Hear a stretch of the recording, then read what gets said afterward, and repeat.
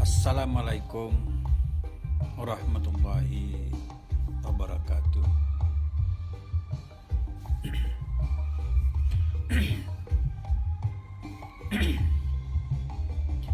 Bersyukurlah kita kepada Allah Subhanahu wa taala ke atas junjungan besar Muhammad Rasulullah, selawat dan salam. Setinggi-tinggi terima kasih kepada kedua ibu bapa serta guruku,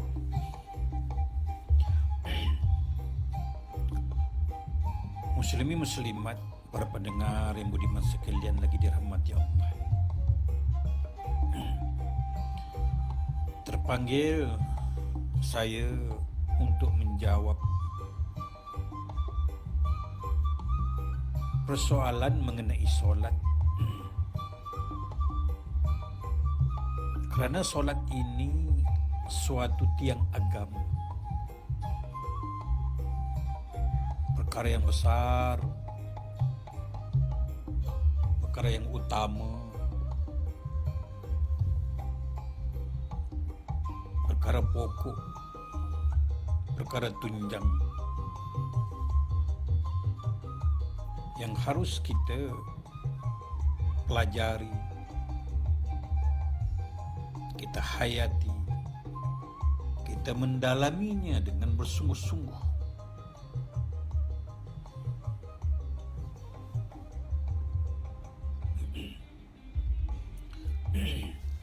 Namun ramai di kalangan kita tidak faham apa itu solat. Tak tahu, tak faham, tak reti pengertian, tafsiran, makna, tak tahu maksud. Seumpama kita berjalan, tak tahu nak menuju ke mana, tapi kita berjalan. Berjalan. Nak tuju ke mana? Mana berhenti, mana penamat, mana stesen, mana parkingnya? Tak tahu arah tujuan, tak tahu sebab. Orang suruh bersolat, kita bersolat. Apa maksud, apa makna, apa pengertiannya solat?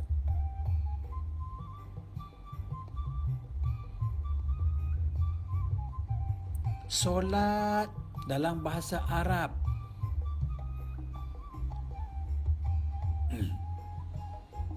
dalam bahasa kita, pengertian makna maksud solat iaitu ingat. Buang perkataan solat, ganti dengan perkataan Melayu. Solat bahasa Arab, bahasa Melayu kata ingat.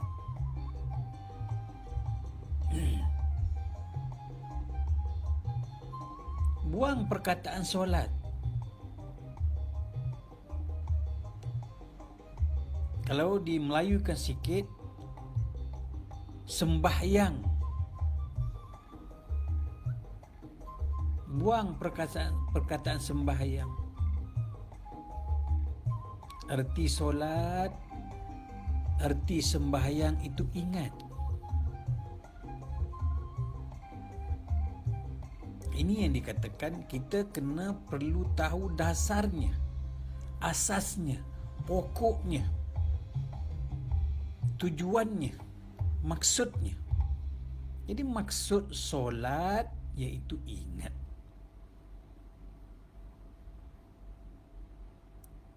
Persoalannya di sini, bagaimana nak ingat kepada Allah?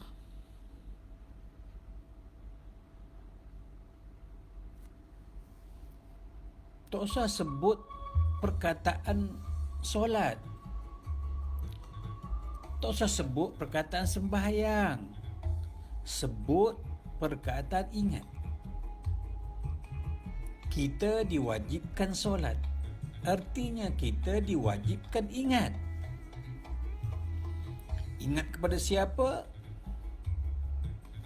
Sudah tentu ingat kepada Allah Subhanahu Wa Taala.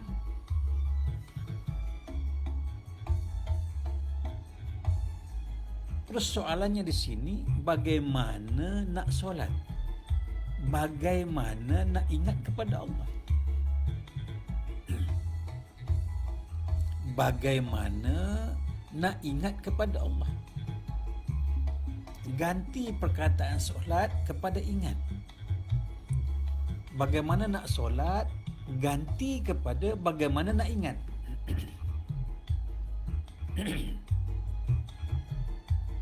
Bagaimana nak ingat kepada Allah? Allah tidak berjirim, Allah tidak berjisim. Laisa kamislihi syai'un, bersalahan daripada yang baharu. Apa yang dibayang-bayangkan bukan Allah, apa yang dikenang-kenangkan bukan Allah, apa disangka-sangka bukan Allah, apa yang diwajah-wajahkan bukan Allah, apa yang ingat itu pun bukan Allah. Yang boleh kita ingat sesuatu yang berbentuk. Kuningkah, putihkah, hijaukah, bulatkah, panjangkah, lepirkah? Ini yang kita ingat. Sedangkan Allah bukan sifat.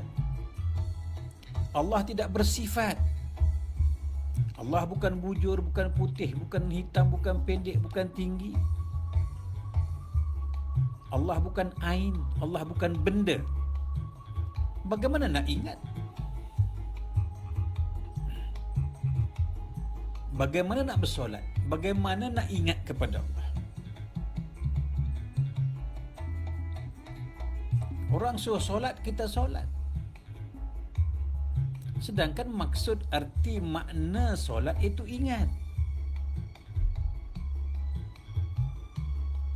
Bagaimana nak ingat kepada Allah?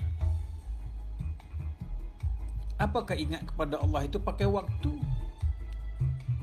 Apakah ingat kepada Allah itu pakai masa? Pakai tempat? Pakai syarat?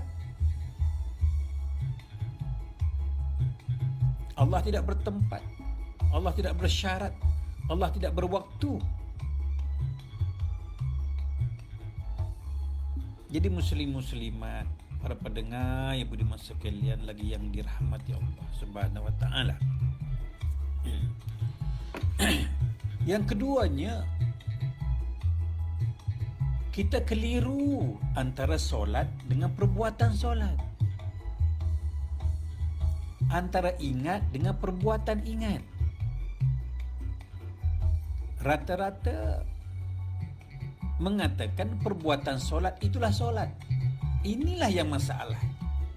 Pertengkaran demi pertengkaran, perdebatan demi perdebatan, salah menyalah antara satu sama lain, bertegang urat leher. Ulama sama ulama bertengkar, berbalah, sama-sama membaca Quran, sama-sama mengaji Mesir, sama-sama membaca kitab yang sama, tapi bertengkar sesama sendiri. Inilah permasalahannya, kerana yang menyebab tak faham, kerana salah faham. Salah fahamlah menyebabkan tidak faham. Kerana tidak fahamlah yang menuduh orang itu salah, orang ini sesat. Sedangkan sendiri yang sesat tak sedar. Kenapa sesat? Kenapa salah? Kerana tak tahu perbezaan antara solat dengan perbuatan solat. Yang kita duk buat, yang kita duk lakukan, yang kita duk kerjakan, itu perbuatan solat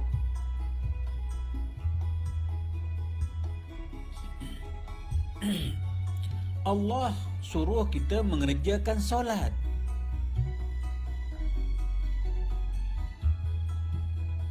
Tak pernah kita jumpa Allah suruh kita buat perbuatan solat.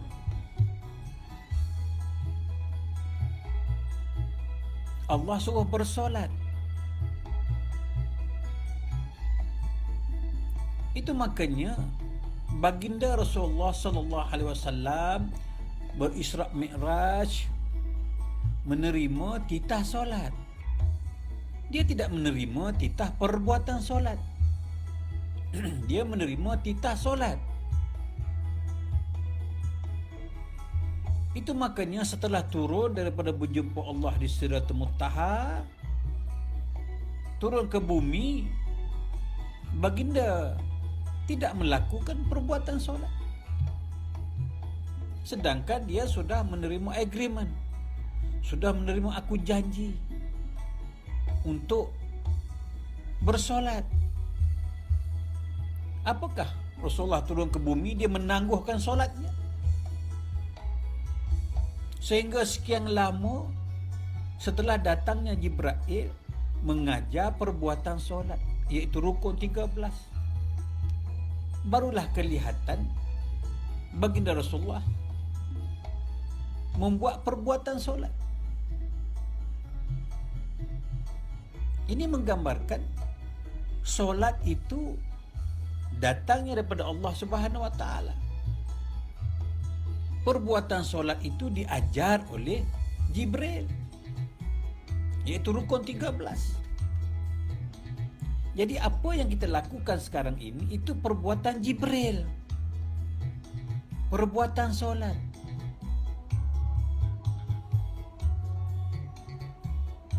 Mana yang solat yang diterima oleh Muhammad Rasulullah?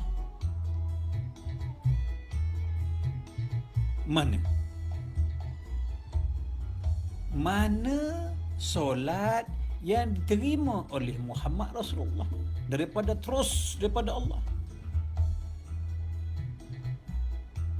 Jibril tak ikut Muhammad Rasulullah berjumpa Allah, terbakar sayapnya. Yang pergi berjumpa Allah menerima titah solat adalah baginda seorang diri. Dia bersendirian. Tak ada siapa-siapa makhluk lain yang mengikutinya. Tiba-tiba Jibril yang tak jumpa Allah mengajar orang yang jumpa Allah. Betulkah begitu? Jibril tak pernah ikut Nabi semasa Isra Mi'raj. Yang terima perintah solat itu Muhammad. Sepatutnya Muhammadlah mengajar Jibril. Sebaliknya Jibril mengajar Muhammad. Tidakkah pelik bunyinya? Ini bukan pelik. Ini bagi mengajar kita, orang-orang yang berfikir, bahwasanya solat dengan perbuatan solat itu berbeza, berlainan.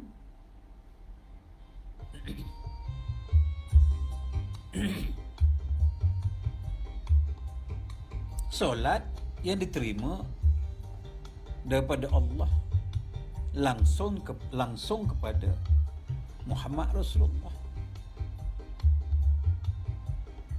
Jadi kita sekarang ni melakukan perbuatan solat yang Jibril ajar. Solatnya mana? Solatnya bila? Apa itu solat? Jadi muslim-muslimat, para pendengar, ibu diman sekalian lagi dirahmati Allah, dah 2 kali gagal. Satu, kita gagal untuk ingat kepada Allah. Artinya kita gagal untuk solat. Kerana solat itu ingat.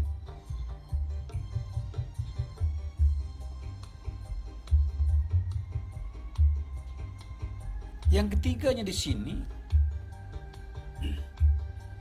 solat itu ingat. Bagaimana nak ingat kepada Allah? Nak ingat Allah dengan akal? Tak boleh ingat Allah dengan akal, kerana makhluk akal ini makhluk ciptaan Allah yang paling lemah di dalam dunia, di dalam alam ini.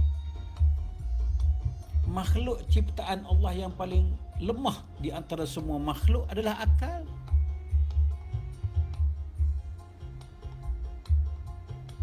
Kenapa kita nak berkenderaankan akal yang lemah untuk berjumpa Allah, untuk ingat kepada Allah?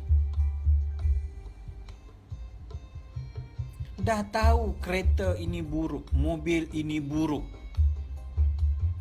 sisinya kecil, kita bawa naik bukit untuk punggah balak, untuk isi balak. Dah tahu kereta kecil, sisi kudanya kecil, kita bawa naik bukit untuk isi balak. Bolehkah? Dah tahu dah otak ini lemah, otak ini bodoh. Dah tahu lemah, dah tahu bodoh, kenapa kita gunakan akal untuk ingat kepada Allah? Akal tak boleh ingat kepada Allah kerana dia makhluk yang lemah. Akal tak boleh kenal Allah, tak boleh ingat Allah, tak boleh jumpa Allah, tak boleh melihat Allah. Itu makanya Rasulullah mengatakan, Ana araftu Rabbi bi Rabbi. Ana araftu Rabbi bi Rabbi. Aku mengenal Allah dengan Allah.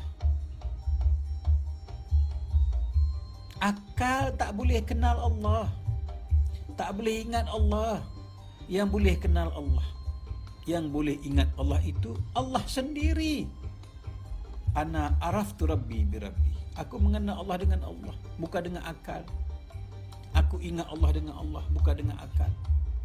Aku tahu Allah dengan Allah, bukan dengan akal. Aku sampai kepada Allah dengan Allah, bukan dengan akal. Kenapa tuan-tuan nak ingat Allah dengan akal? Yang keempatnya, jikalau kita tak boleh ingat kepada Allah dengan akal, ingat kepada Allah itu dengan Allah, apakah tuan-tuan sudah mengenal Allah?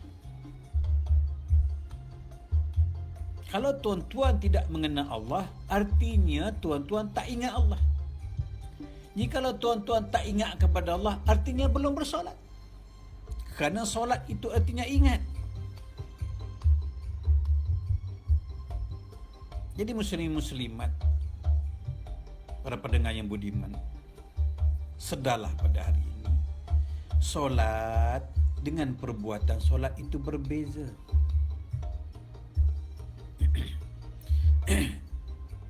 Perbuatan solat pertama-tamanya berdiri qiyam. Selepas pada niat, rukun pertama berdiri qiyam. Ini nak cerita perbuatan solat. Kalau nak buat sangat, nak tahu sangat, nak mendalami sangat, nak menghayati sangat tentang solat ini, kita bicara tentang perbuatan solat saja dulu. Ini usaha nak bersolat. Perbuatan solat sendiri pun tak tahu, hanya buat dengan membabi buta. Mungkin babi pun tak buta, tapi tuan-tuan buat solat dengan membabi buta. Tetapi babi pun mungkin tak buta, melainkan kitalah yang buta.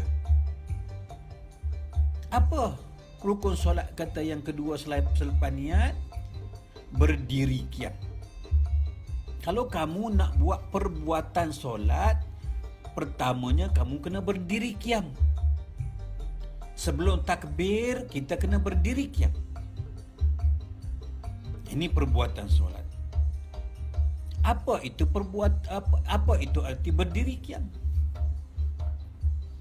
Artinya berdiri mati. Qiyam itu mati. Berdiri qiyam artinya berdiri mati. Jadi jikalau kau nak buat perbuatan solat, engkau kena berdiri mati. Bagaimana nak berdiri mati? Bagaimana nak berdiri mati? Jikalau berdiri tak mati, bukan kamu bersolat, kamu telah meninggalkan rukun 13.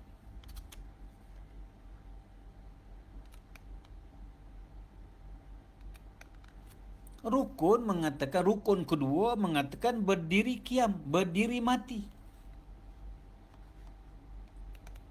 Jikalau kita berdiri tak mati, berdiri tak qiyam, artinya batal perbuatan solat. Usahakan nak solat, perbuatan solat pun dah batal. Niat tak usah ceritalah. Niat memang dah awal dah terbatal. Innamal a'malu binniyat. Bermula amal dengan niat. Niat itu apa? Sahaja aku solat maghrib 3 rakaat kerana Allah Ta'ala. Itu bukan niat. Itu lafaz niat. Sekadar lafaz niat. Tak lafaz pun Allah dah tahu kamu nak sembahyang maghrib 3 rakaat. Apakah Allah tu lupa yang maghrib tu 3 rakaat? Sehingga kena melapor kepada Allah, ya Allah, aku nak sembahyang maghrib 3 rakaat, ya Allah. Apakah hari-hari kita kena lapor kepada Allah? Kena peringatkan Allah. Apakah tuan-tuan ingat Allah tu lupa yang maghrib 3 rakaat? Sebelum kita melangkah kaki hendak ke masjid menunaikan solat maghrib, Allah dah tahu yang kamu nak bersolat maghrib. Kenapa kamu nak ingatkan lagi kepada Allah? Ini menandakan yang kamu lafaz itu bukan niat. Itu lafaz niat. Mana niat? Setiap amal itu sah atau tidak, ia bergantung pada niat. Innamal a'malu binniyat. Bermula amal itu dengan niat. Jikalau niat pun batal, apakah kamu buat perbuatan solat? Ini belum solat, baru ditangga perbuatan solat. Niat pun dah tak tahu. Kamu mengaku kamu bersolat, perbuatan solat pertama-tama pun dah gagal. Lafaz niat bukan niat. Niat itulah hurufin wala syautin. Tak ada huruf, tak ada suara. Apabila berhuruf bersuara itu lafaz, kata-kata, sebutan. Sebutan mulut yang pendusta, penipu, pembohong.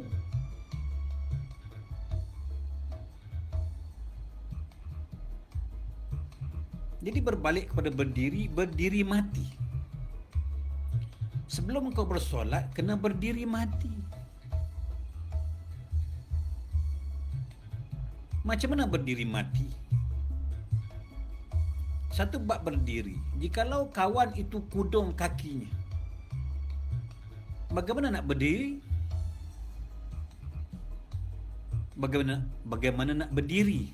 Sedangkan orang itu kakinya kudung. Tetapi rukun mengatakan berdiri qiyam.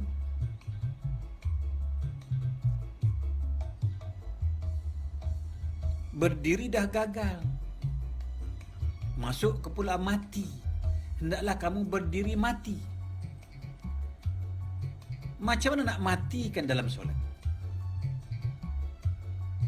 Macam mana kamu nak matikan dirimu dalam solat? Sebelum angkat takbir, mesti mati dulu. Setelah mati dirimu, baru boleh angkat takbir. Allahu Akbar. Allah yang maha besar. Besar mana Allah? Besar padang bola? Besar gajah? Besar mana Allah? Besar mana Allah? Malaikat sebut hanya sedap mulut saja. Ini dia katakan ilmu fikih. ilmu fiqh, ilmu fik, ilmu sebutan, ilmu baca peta, baca plan, baca kertas, baca buku, sampainya belum. Baca di dalam buku, petanya tulis Kuala Lumpur. Sedangkan tuan-tuan ada di Brunei. Ini dikatakan baca peta, baca sebutan, baca lisan, baca lafaz. Fahamnya tidak. Jadi anda dikasihi, masa sudah berjalan 25 minit, hampir setengah jam. Jadi jangan menuduh, jangan menyalahkan orang dalam bab solat. Tilik pada diri kita sendiri dulu sebelum menyalahkan orang. Jangan tuduh orang tak bersolat. Ini menuduh orang makrifat tak bersolat. Asal makrifat tak bersolat. Tahukah tuan-tuan yang tidak bersolat itu ramai yang tak tahu makrifat pun tak bersolat? Kenapa tuan-tuan tak menyalahkan? Tuan-tuan hanya menyalahkan orang makrifat tak bersolat. Siapa kata orang makrifat tak bersolat? Kenapa tuan-tuan tak menyalahkan orang yang bukan makrifat tak bersolat? Lebih ramai orang yang tak belajar makrifat tak bersolat daripada orang makrifat yang tak bersolat. Penjual-penjual di sebelah masjid bunyi azan tak bersolat pun. Pengunjung-pengunjung pasar malam dengar azan solat tak bersolat pun. Daripada maghrib sampai isyak tak bersolat pun maghrib. Jadi anda dikasih sekalian, lagi 3 minit, lagi 2 minit untuk setengah jam, cukuplah dulu. Mudah-mudahan anda sekalian mendapat petunjuk Allah Subhanahu Wa Taala. Carilah mana yang dikatakan solat. Jadi ingat pesan ayanda, perbuatan solat dengan solat itu satu. Jangan siapa-siapa makan isi meninggalkan kulit. Wala syariatin ala haqiqatun batilatun. Ala haqiqatun wala syariatin atilatun. Barang siapa buat syariat tanpa hakikat batal, barang siapa buat hakikat saja tanpa syariat, itu hampa. Jadi durian itu terdiri daripada kulit dan isi. Jangan ambil isi saja meninggalkan kulit. Jangan kulit sahaja dengan meninggalkan isi. Sesungguhnya ilmu makrifat itu tidak ada hakikat, tidak ada syariat, melainkan syariat itulah hakikat. Hakikat itulah syariat. Wabillahi taufiq wa hidayah. Wassalamualaikum warahmatullahi wabarakatuh.